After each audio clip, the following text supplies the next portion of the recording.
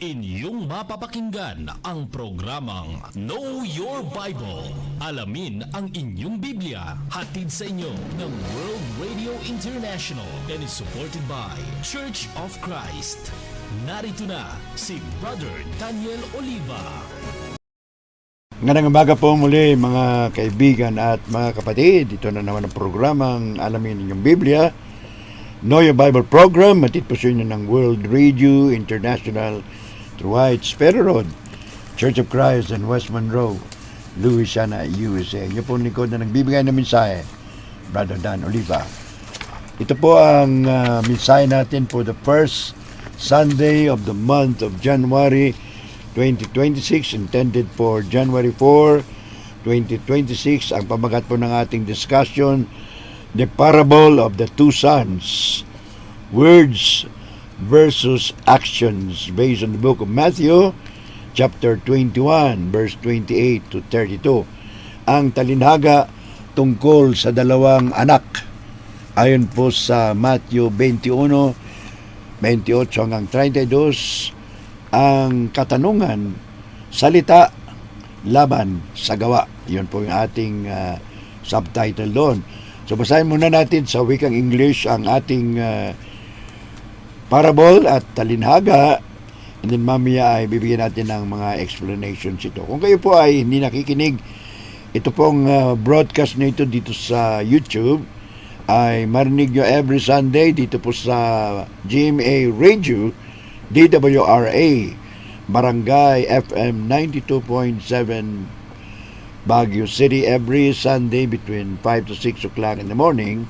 So as I said kanina, ina-advance po natin ito sa YouTube mga 2 or 3 days before.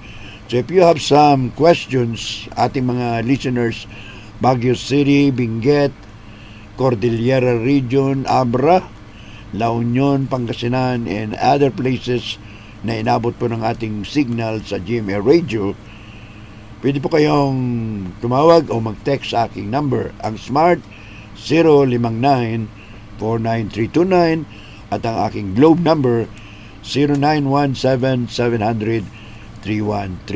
At yun po ay para sa ating mga radio listeners. Of course, sa mga YouTube subscriber, we'd like to encourage you to subscribe to Know Your Bible program at para kayo ay mabigyan ng notification every time na mayroon bagong video. Basahin na po natin ang ating teksto. Matthew 21, verse 20 to 30, talking about the parable of the two sons, words versus actions. What do you think? There was a man who had two sons. He went to the first and said, "Son, go and work today in the vineyard." "I will not," he answered, but later he changed his mind and went. Then the father went to the other son and said the same thing. And he answered, "I will, sir." But he did not go. Then Jesus asked the Jews, the Pharisees and the scribes and the chief elders, which of the two did the father wanted?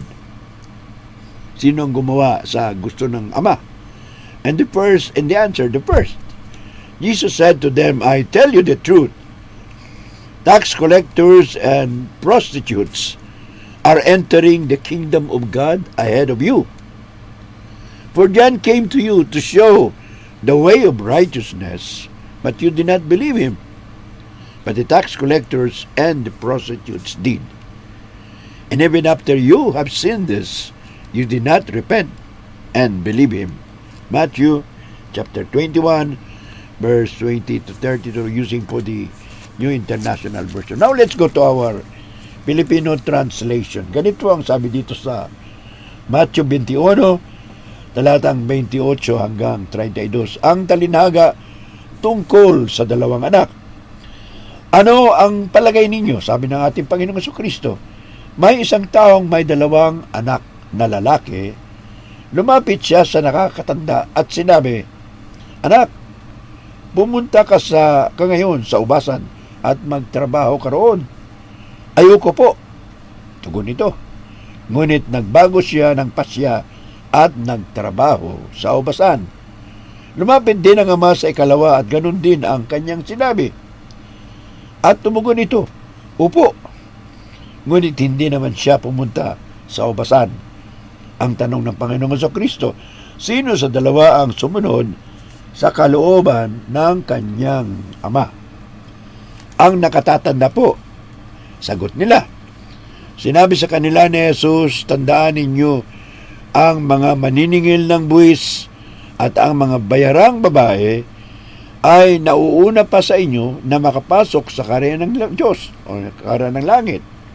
Sapagkat naparito sa inyo si Juan at itinuro ang pagsunod sa kalooban ng Diyos, ngunit hindi nyo siya pinaniwalaan. Ngunit naniwala sa kanya ang mga maniningil ng buwis at ang mga bayarang babae. Nakita ninyo, ito, sabalit hindi pa rin kayo nagsisit, tumalikod sa inyong mga kasalanan at hindi rin kayo naniwala sa Kanya. Yan po yung ating pagbabasa sa ating mga teksto sa Matthew 21, verse 20 to 32 sa wikang Pilipino and of course sa wikang English. Dumako na po tayo sa ating introduction. Our Lord Jesus Christ taught valuable lessons through His parables. Marami pong mga talinhaga ang ibinigay ng Panginoong Kristo sa mga tao nung kapanahonan niya at ito po ay may mga mensahe. At ang mensahe ng mga talinhaga na ito ay pwede ring applicable sa ating kapanahonan. Through these parables, Jewish leaders and the people learn clear messages on important issues. So marami pong mga paksa na tinalakay ng ating Panginoon Kristo sa pamamagitan po ng mga talinhaga or parables, mga kwento. Sabi nga nila yung parable, it's man's message with a heavenly meaning. Yung po ang ibig sabihin ng parable. So yung mga Hudyo, narinig nila palagi yung mga kwento ng ating Panginoon Kristo. And I would like to tell you, brothers and sisters, na itong mga mensahe ng Panginoong Kristo noong kapanahonan niya, mga talinhaga, pati yung mga leksyon, applicable po yan sa ating kapanahonan. It is still relevant to our present time. Kaya mas maganda pong pag-aralan natin. At kung kayo po ay nakikinig, nanonood sa video na ito, tingnan mo ninyo, subukan natin at ating namnamin ang mga pag-aaral, pagtuturo ng ating Panginoong Kristo sa pamamagitan po ng mga talinhaga o parabola. So the first question that we will answer, whom does the first son represent? At ano yung mga leksyon? Sino po kanino na patungkol yung unang anak, yung panganay? At ano po yung mga leksyon na makukuha natin dito? Number 2, to whom does the second son represent and what are the lessons? Sino naman ang tinutukoy ng ikalawang anak dito sa talinhaga na ito? At pangatlo pong parte ng ating pag-aaral, applying the parable lessons to our present situation today. Mabagyan natin na aplikasyon ng mga talinhaga na ito. Kung ano man ang matututunan natin dito, bibigyan po natin ng application sa ating kapanahonan. Nang ibig sabihin, ang mga talinhaga na ginawa ng Panginoong Kristo noong kapanahonan na yon, 2,000 years ago, almost 2,000 years ago, ay makahulugan pa rin sa ating kapanahonan. Of course, pag-aralan muna natin kung ano yung original meaning bago natin mabigyan ng application sa ating kapanahonan. So the first one, whom does the first son represent? Ano yung mga leksyon na matututunan natin? Sino yung unang anak na tumanggi pero sumunod? Ano po yung mga leksyon na matutunan natin? So the first son, o ang panganay, represents the sinners, tax collectors, and prostitute who first rejected God's law. So yung unang anak, yung panganay, ito po ay patungkol sa mga makasalanang tao nung kapanahonan ni Kristo. Mga maniningil na buwis. Bakit masama yung maniningil na buwis? Kasi po yung mga maniningil na buwis, tulad ng mga BIR natin ngayon, sobra po ang koleksyon. At kapag sumobra yung koleksyon nila, ng buwis, yung sobra sa kanila na yon. Yun po ginagawa ng mga tax collectors o mananingil ng buwis noong kapanahonan. At ito namang mga bayarang babae or prostitute, sabi nila sa English.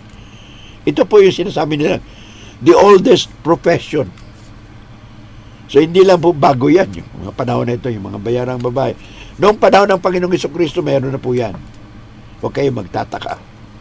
So, but later on, this person, itong unang anak, he repented and believed John the Baptist message on repentance and baptism. So, yung nangyari po, yung mga masasamang tao, mga maniningil lang buwis, pati na yung mga bayang babae, nakinig po sila sa mensahe ni Juan Bautista. Ano yung mensahe ni Juan Bautista?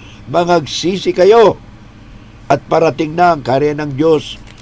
Ikumpisal niyo yung kasalanan at magpabautismo kayo.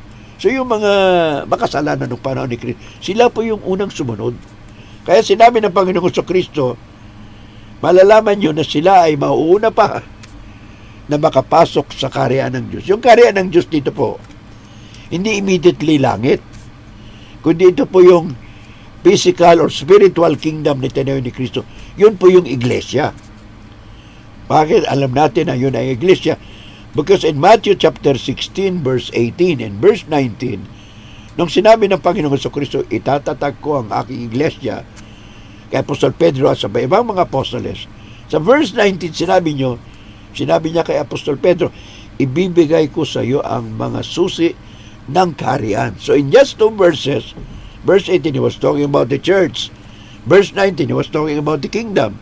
In other words, interchangeable. Yung kingdom, yun din ang iglesia. Ang iglesia, yun din ang kaharian.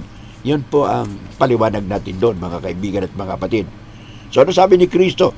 These people said no to God but later changed their heart or repented, ultimately doing God's will. So yung mga masakasalanan, mga maniningil ng buwis, mga bayarang babae, primero ayaw nilang sumunod.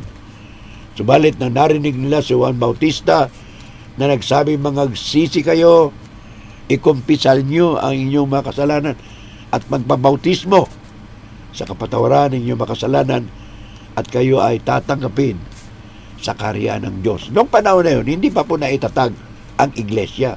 So the apostle, rather, John the Baptist was talking of a future event. Kailan nangyari yung pagtatag ng iglesia? Of course, wala na po si Juan Bautista after 3 years. Noong maitatag na ang iglesia ng Panginoon, sinabi niya doon sa Matthew 16:18, itatatag ko ang aking iglesia.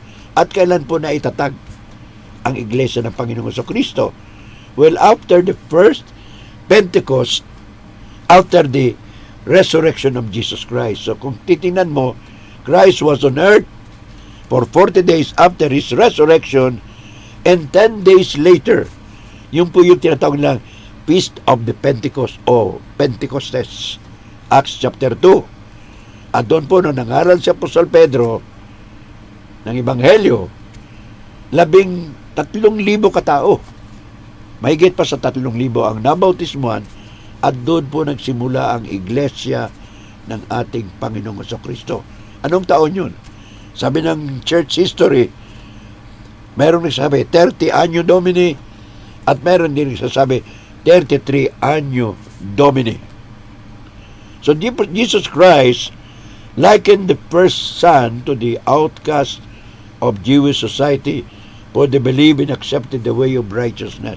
So yung mga bayarang babae, mga maniningil na buwis, mga makasalanan, siya yung itinuturing na mga parang basura ng lipunan ng kapanahonan na yun. Pero sila pa yung tumanggap sa salita ng Diyos sa pamamagitan ni Juan Bautista. They did that in spite of their initial disobedience to the law. Siyempre, yung panahon na yun, yung batas ni Moses yung umiiral. Pero hindi po nila sinusunod. Marami silang violation sa mga kautusan ni Moses. Subalit nang dumating si Juan Bautista, sila po ay naniwala na parating na ang kaharian ng Diyos. Kailangan sila ay magsisi, magpabautismo para mapatawad ang kanilang mga kasalanan. Eventually, they repented and obeyed God's word and became faithful even unto death. So, yun po ang nangyari sa mga Pariseo, sa mga maniningil na buwis, katulad ni Matthew, katulad ni Zacchaeus, at iba pa, mga bayarang babae, na sumunod kay Kristo, pinatawad ng Panginoon. So, ganun po ang kwento. Yun ang kahulugan kung sino ang nire-represent ng unang anak. Na primero, ayaw yung sumunod, subalit, later on, sumunod siya sa kanyang ama. Nagtrabaho siya sa ubasan. Of course, symbolical po yung trabaho sa ubasan. Ang ibig sabihin, sumunod sila sa kagustuhan, kalooban ng Diyos. Doon po sa talinhaga na sinabi ng ating Panginoong Jesucristo. Second question, sino naman yung ikalawang anak? To whom does the second son represent? At anong mga leksyon ang makukuha natin dito? Well, the second son represents the religious leaders of the time of Jesus. Sino yung mga religious leaders ng panahon ni Kristo? Yung mga chief priest, mga punong saserdote, mga Pariseo, mga Sadduceo, at yung mga matatanda. The elders, they call them elders. Sa Jewish custom kasi, Jewish society, meron silang mga elders, yung mga tatanda, sabi nila ating senior citizens. At yun sila, parang leader sila ng lipunan ng mga Hudyo. Pero itong sila, becoming or rather being the second son, sabi nila pupunta, hindi naman sila pupunta. Anong ibig sabihin? Na nang si Kristo ay nangangaral, si Juan Bautista ay nangaral, yung mga Pariseo, yung mga chief elders, yung mga priest, sila po yung kinikilalang religious leaders noong panahon na yun. Pero sila pa po yung hindi sumunod sa ating Panginoong Jesucristo. They claim to obey God, but refuse to follow John the Baptist. So yun po, pakitang tao lang yung kanilang mga ginagawang kabutihan. Nananalangin sa mga kalsada, binabati ng mga tao na parang sila yung kagalang-galang. Sa totoo, marami po sila kasalanan na itinatago. So Jesus Christ told this parable directly to the self-righteous leaders who question His authority. So, bakit ginawa ni Kristo yung parable o talinhaga na ito? Kasi itong mga self-righteous leaders na ang tingin nila sa sarili ay matuwid sila. But actually, sabi ng Panginoong Jesucristo, hindi sila matuwid. Bakit? Anong nangyari bago ito ginawa ng Panginoong Jesucristo yung talinhaga? Doon po sa Matthew 21, pumunta si Kristo sa templo. Nakita niya yung maraming negosyante sa templo. Binaligtad niya po yung mga lamesa, pinagtatapon niya yung mga negosyo nila doon. Ang ibig sabihin ng Panginoong Jesucristo, you have made the house of God the den of robbers. In other words, doon po sa templo mismo, nagbebenta sila ng mga kalapati, kung ano-ano. Ginawa lang negosyo. Hindi naman place of business ang templo ng ating Panginoong Diyos.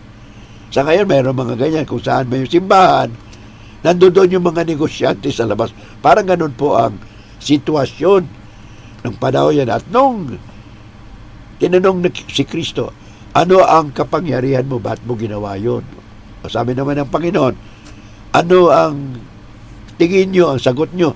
Si Juan Bautista ba na nangangaral tungkol sa bautismo, pagsisisi, siya ba ay galing sa Diyos o galing sa tao? Sinabi ng mga Pariseo, pag sinabi natin galing sa Diyos, bakit di kayo naniwala? At kung galing naman sa mga tao, takot yung mga Hudyo na mga leaders na sabihin, galing sa tao si Juan Bautista. Kasi popular at tanggap ng sambayanang Hudyo si Juan Bautista na isa pong propeta. Kaya sabi ng mga leaders ng Hudyo, hindi namin masasagot yung tanong mo. So sabi rin ni Kristo, hindi ko rin kayo sasagutin kung saan ang nanggagaling ang aking kapangyarihan, ang aking otoridad na palayasan kayo sa templo ng Diyos na nagninegosyo kayo doon. Yun po ang sagot ng ating Panginoon sa Kristo. So these were the people who outwardly follow God's law but inwardly resist His true message, believing in Jesus. So ito pong mga Hudyo, mga leaders, mga Sadduceo, mga chief priest, sila po yung sa panlabas, sinusunod nila yung Diyos. Very religious. Nagbibigay ng abuloy. Palaging nagpupunta sa templo. Pero sa totoo, sila po yung masasamang tao. Sa kanilang mga puso, hindi mo makikita yung katuwiran na hinahangad ng ating Panginoon Diyos sa mga namumuno, sa mga Israelita at sa mga Hudyo noong kapanahon na yon.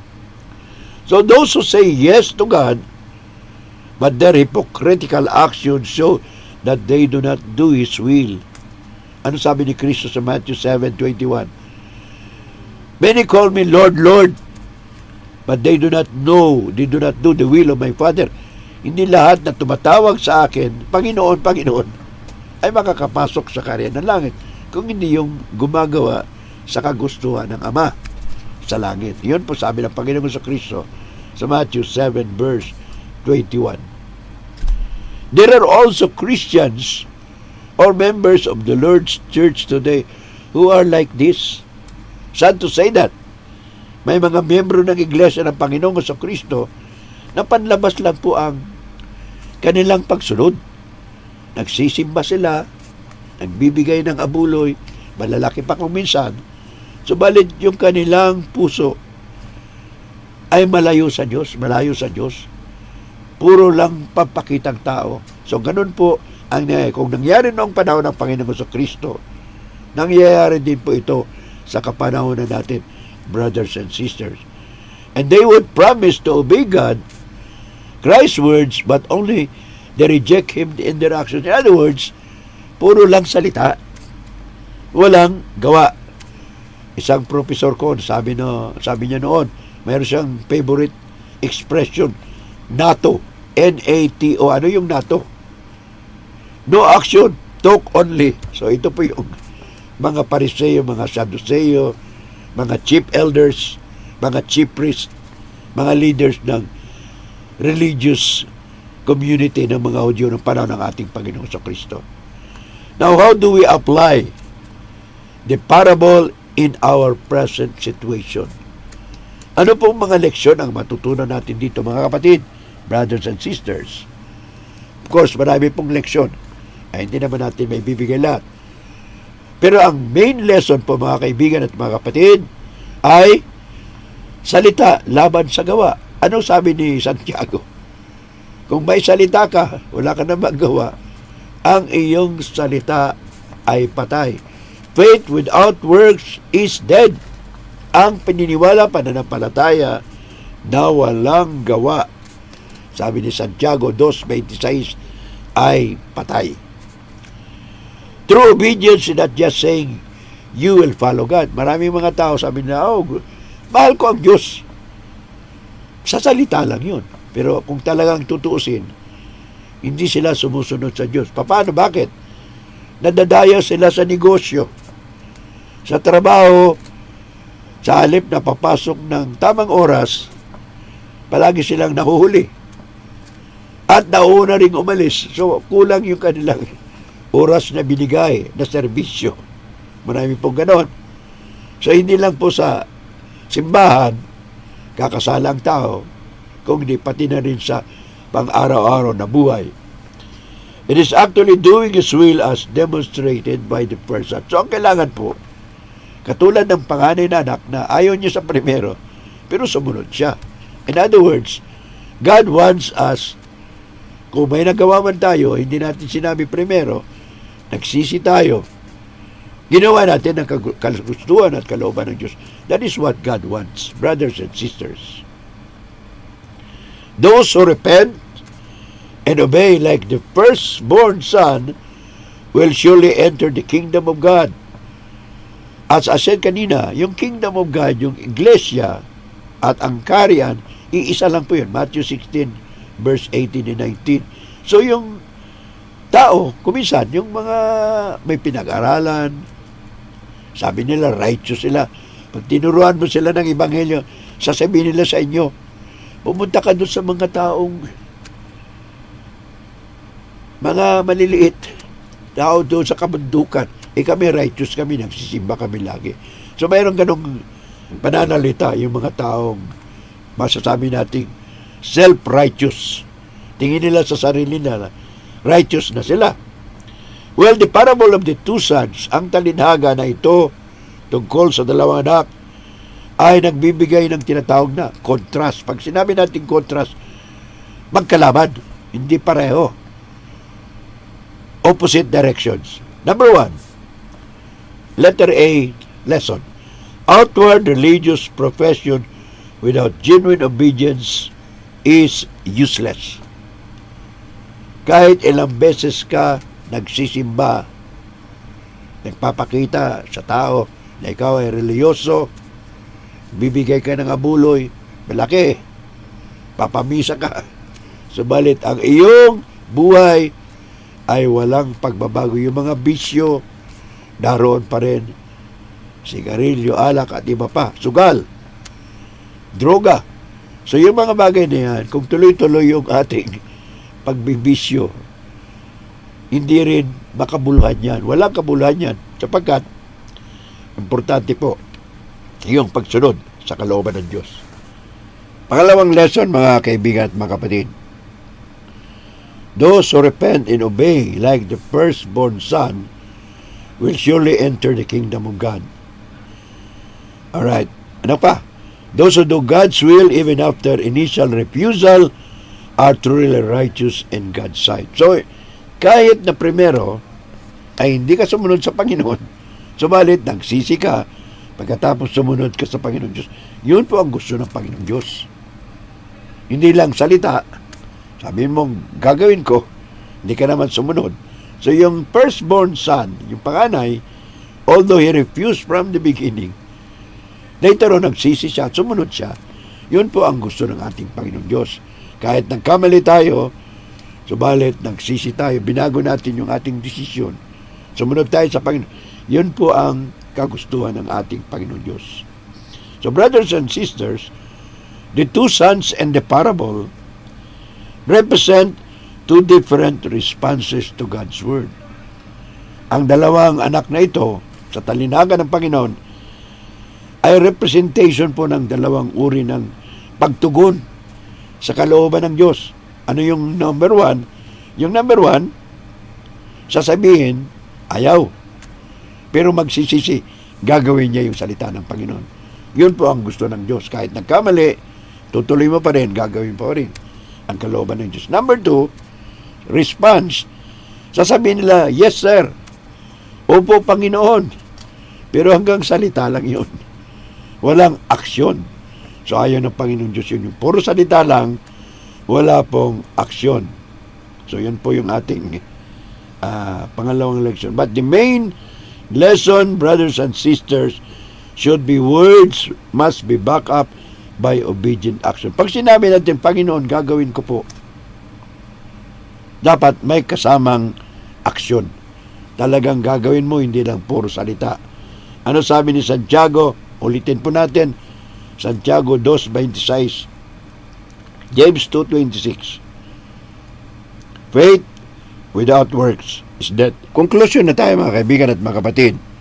Genuine obedience to God shown through action and repentant heart is what truly matters. Ano pong importante sa Panginoon? Ang pagsunod, pagtubad sa kanyang kautusan sa pamamagitan ng gawa, pagsisisi, ay yan ang kagustuhan ng Panginoon Diyos. Yan po ang importante sa pagiging Kristiyano. Not just empty words or outward religious appearance then and now. So maraming tao, marami silang salita, maraming panalangin, mahaba. Subalit, ang kanilang gawa, panglabas lang, yung puso talaga hindi nagbabago. Ang Panginoon Diyos po gusto niya yung talagang nagbabago. God looks at the heart. Importante yung physical na nakikita ng tao, religious tayo, nagsisimba tayo, nagbibigay tayo ng contribution sa iglesia. Subalit kung yung ating ugali, yung ating mga puso, ating mga pag-isip ay hindi nagbabago, wala rin pong halaga yan sa ating Panginoong Diyos. So magbibigay po ako ng invitation sa mga hindi pa na kay Kristo. If you are not yet with Christ, if you are not yet a member of the Lord's Church na binabanggit po sa Biblia, Matthew 16 verse 18, Romans 16 verse 16, the churches of Christ salute you. Yun po yung mga individual congregation. Kayo po ay inimbita namin. Nasaan man kayo, buong Pilipinas, buong mundo. Kung narinig nyo sa radio, nakita nyo sa YouTube.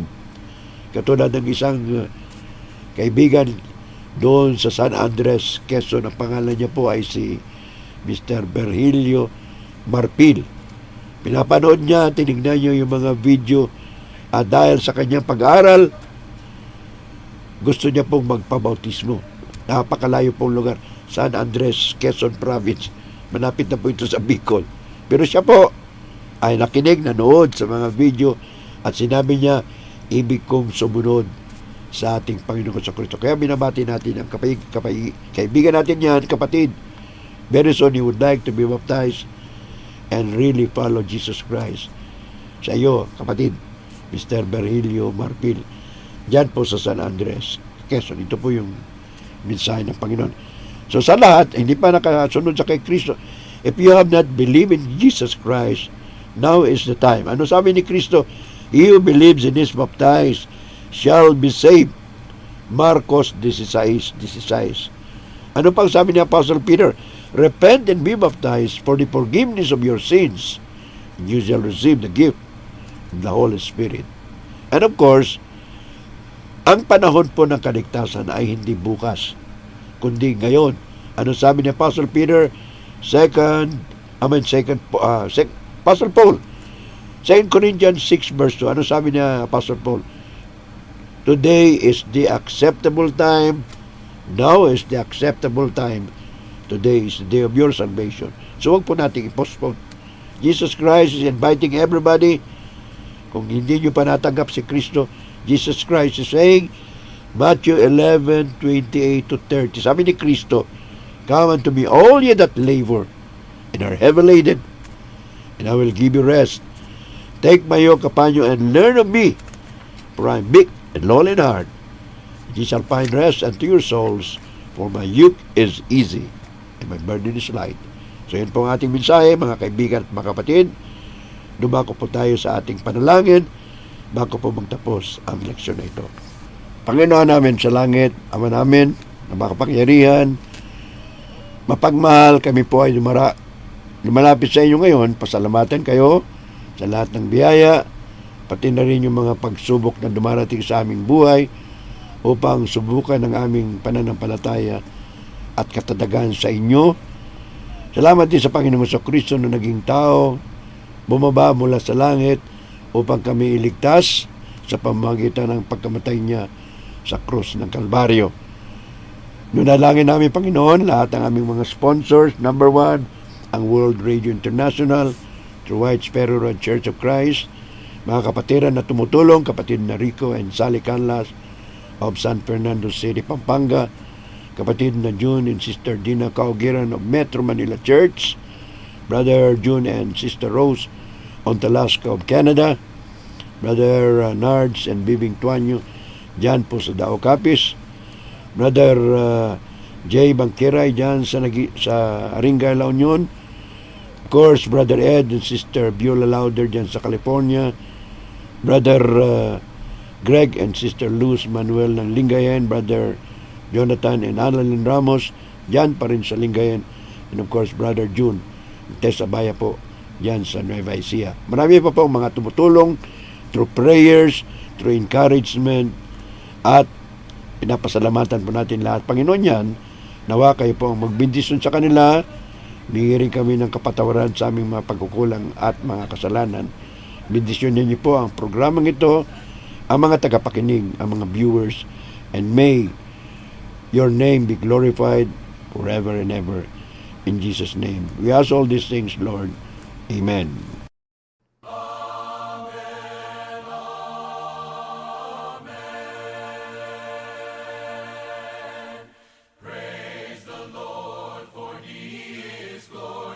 Never shall his promise fail.